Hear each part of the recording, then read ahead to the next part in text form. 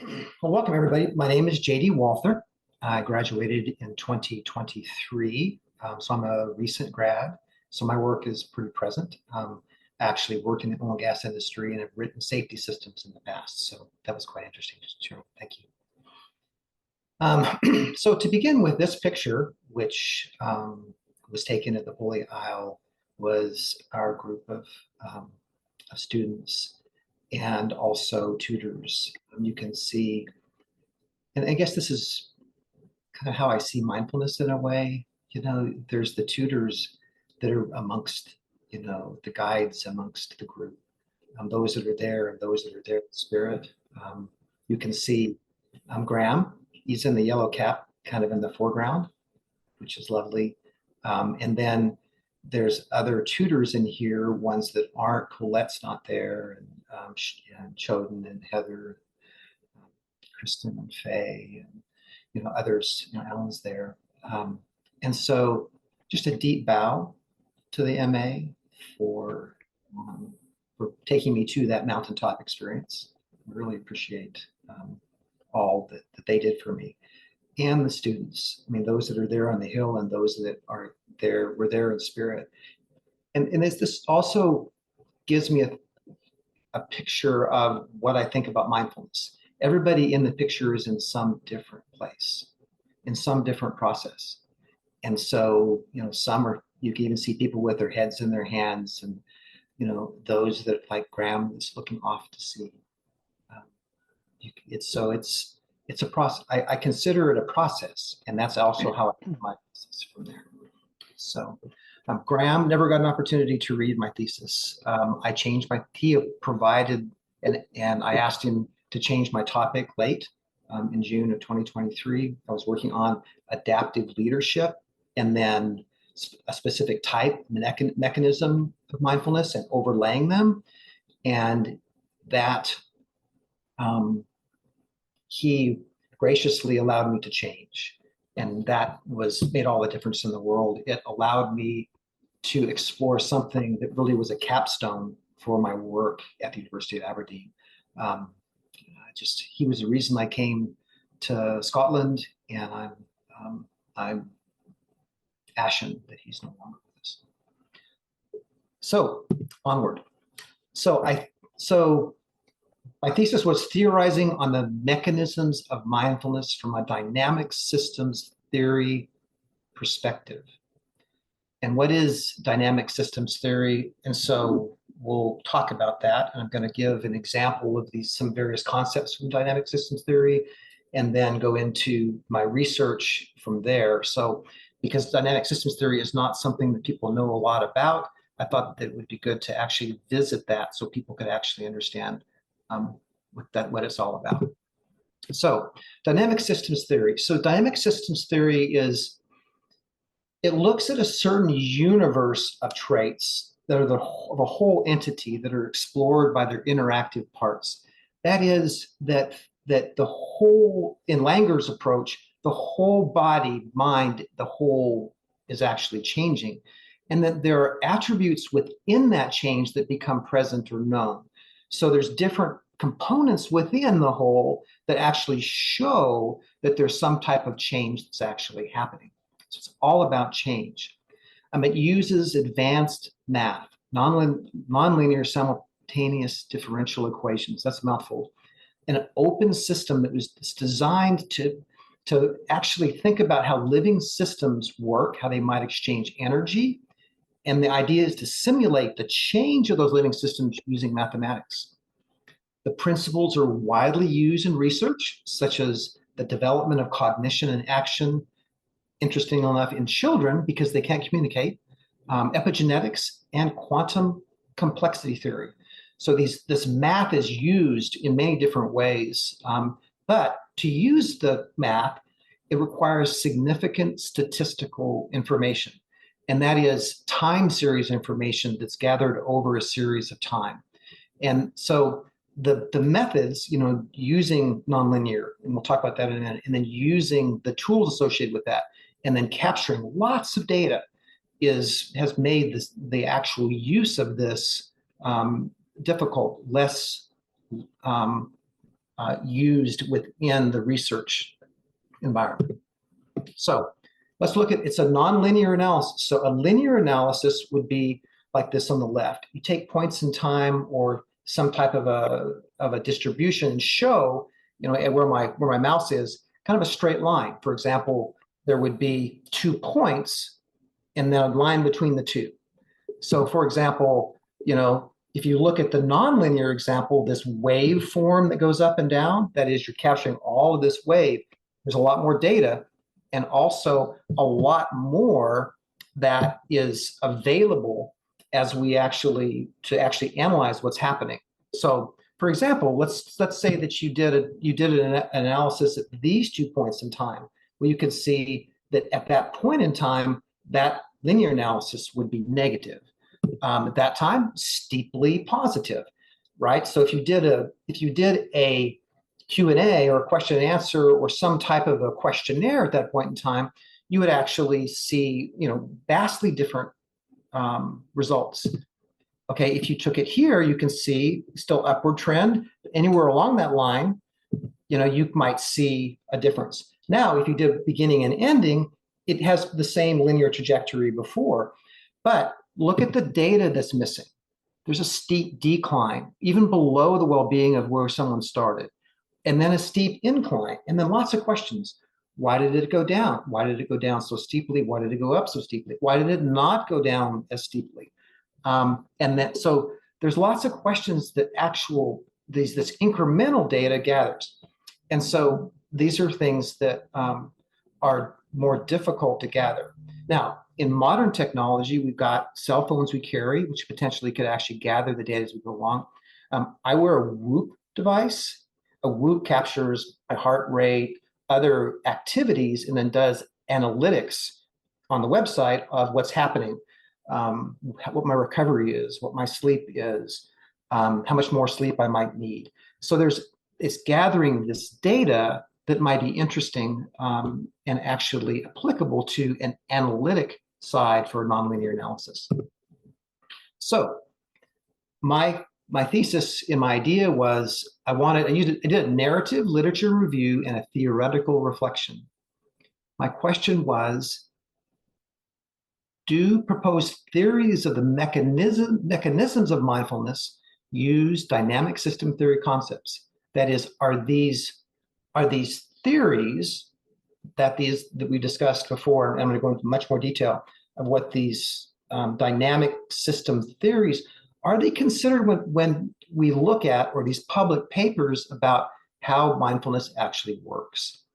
And so I went out into the literature. I selected 15 primary articles based on a criteria. Were they coherent mechanisms? Were they written with objective investigation questions and setting direction? Were the theories considered mindfulness as a developmental process, right, over time? Because that was significant to DST, because anything that wasn't over time might not even be considered within DST. And also, what kinds of mechanisms? Were they contemporary? Were they traditional? Were they both? And what was it that was being considered? And so I selected 4 prominent theories: hierarchy, attractors, bifurcation, and catastrophes among the various theories of dynamic systems. And then I overlaid those and looked at each one of the papers to see if they were actually included within them. But let's jump into what dynamic system theory, why this is interesting, and then what are these concepts. So the first is hierarchy. This is the David in Florence. And you can see that they did some work not long ago, and they built a scaffolding. Like there's a, right? And then they built a second layer and then a third layer. And so there's the scaffolding that's being built that provided the ability to actually continue to move upward.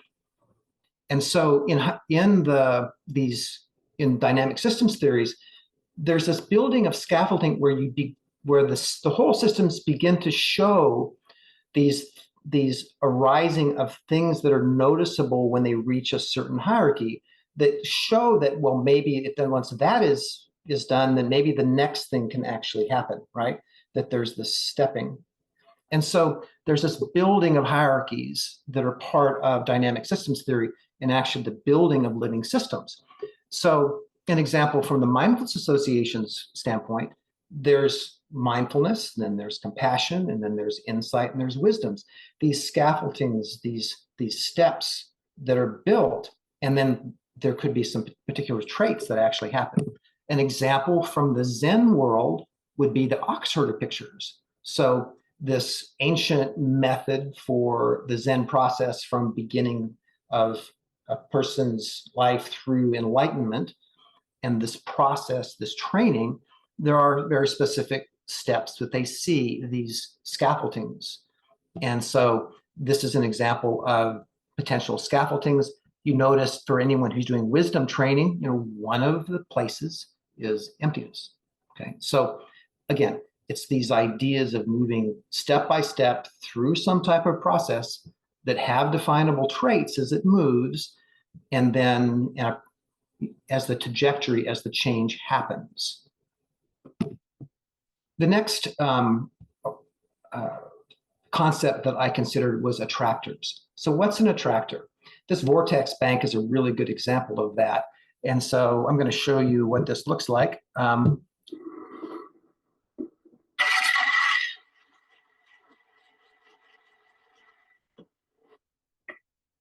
So when change happens, once it tips over from this basically unstable point, it's going down, right? So this is a very familiar concept from a mindfulness perspective, right? Here we go.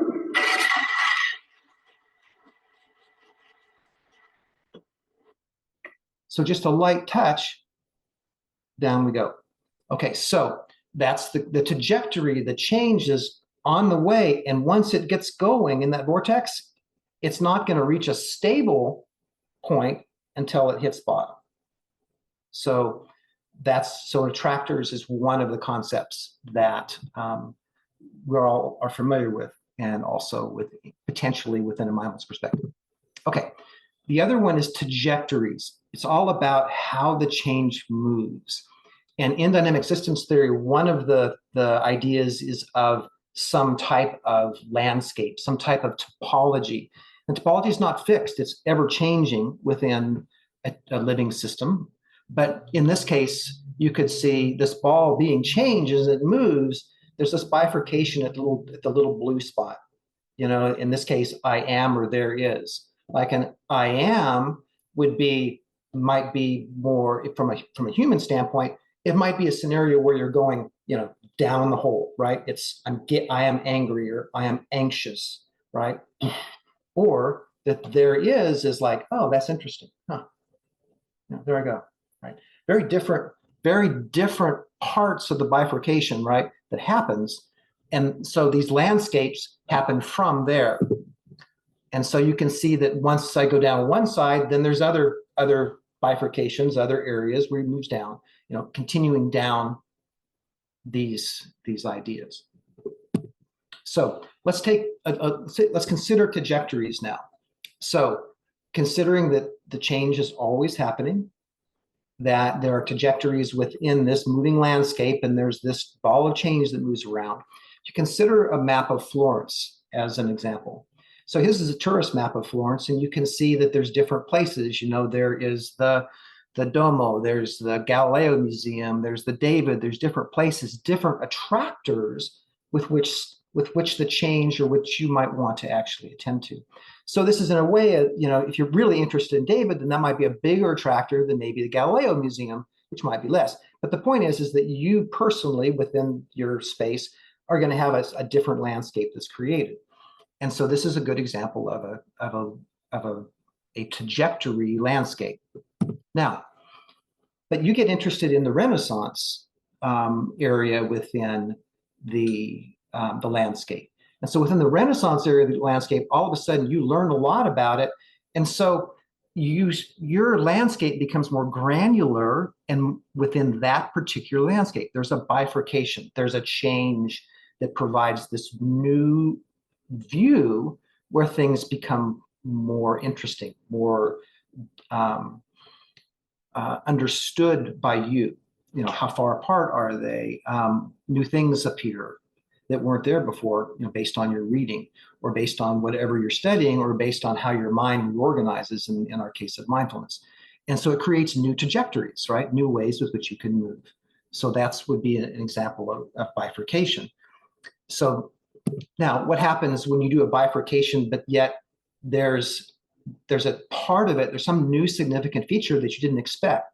For example, you're studying downtown, old Renaissance Florence, and you learn that there is a wax museum on the corner. And you as a child had a terrible experience, fearful experience in a wax museum where you got lost and you were traumatized by a wax museum. And so the wax museum becomes, even though it's a small store on a corner in the middle of Florence, it becomes this much bigger potential attractor, and you might want to avoid, right? Repeller. But the point is that there is this thing that changes this landscape that may or may not be part of this additional landscape. And so that's interesting from a mindfulness perspective, because from a teaching standpoint, we know these things arise, these things that are unexpected, and how they actually fit into the landscape has a lot of dependency on a lot of other factors. And so this is an example of, a bifurcation with some type of new topology. So catastrophe, we all as mindfulness professionals know about issues like, mainly they often happen during a retreat setting, where in a retreat setting, there is a adverse effect. That is, someone moves to a state of bliss and can't actually find their way back out.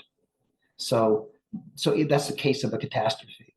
So also in dynamic systems theory, when the map isn't completely built, that is, there's a trajectory that's lost potentially, that there's parts of the map that aren't really constructed in this case.